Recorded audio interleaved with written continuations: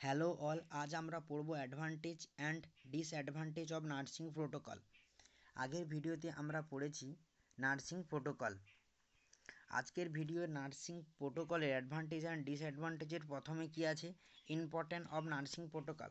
প্রথমে কি আছে, provide direction and guidance, provide করে ডাইরেকশান এবং গাইডেন্সকে।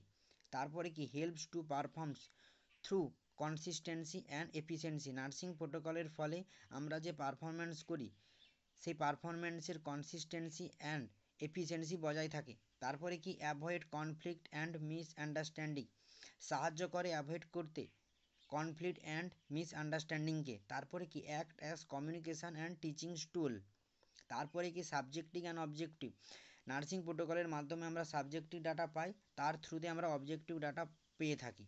তারপরে কি, client education and follow up, আমরা ক্লায়েন্টকে এডুকেশান দিতে পারি এবং তারপর তাকে ফলো আপ করি। তারপরে কি আছে, অ্যাডভান্টেজ অ্যান্ড ডিসঅ্যাডভান্টেজ।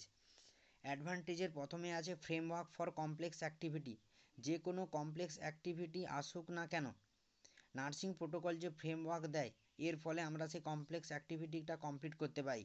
তারপরে কি, ensure consequence within primary care team, nursing protocol যে প্রাইমারি কেয়ার টিমটা ক্রিয়েট করে এর ফলে যে কোনো কাজ তারা কমপ্লিট করতে পারে, এদের জন্য আলাদা টেনশান নিতে হয় না। তারপরে কি, লিগ্যাল প্রোটেকশান দেয়।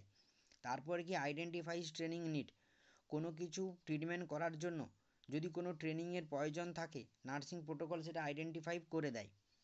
তারপরে কি, disadvantage require regular review, day by day update ঘটছে এর ফলে রিকোয়ার পরে রেগুলার রিভিউ করার জন্য নার্সিং প্রোটোকলকে। তারপর কি, রেস্ট্রিক্টিভ ক্লিনিক্যাল ডিসক্রিয়েশন,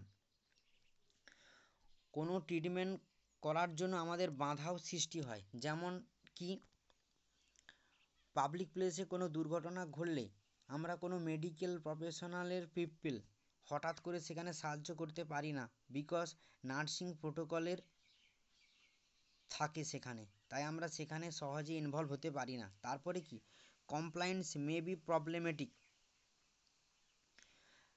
পেশেন্টকে আমরা যে ট্রিটমেন্টটা দিচ্ছি পেশেন্ট নিতে না পারলে সেখানে একটা প্রবলেম তৈরি হয়, এর ফলে কমপ্লেন আসে, এর ফলে কি হয়, একটা প্রবলেমেটিক ক্রিয়েট ঘটে। আশা করি আজকের ভিডিওতে তোমরা অ্যাডভান্টেজ এবং ডিসঅ্যাডভান্টেজটা বুঝতে পেরেছো নার্সিং প্রোটোকলের। Thank you so much.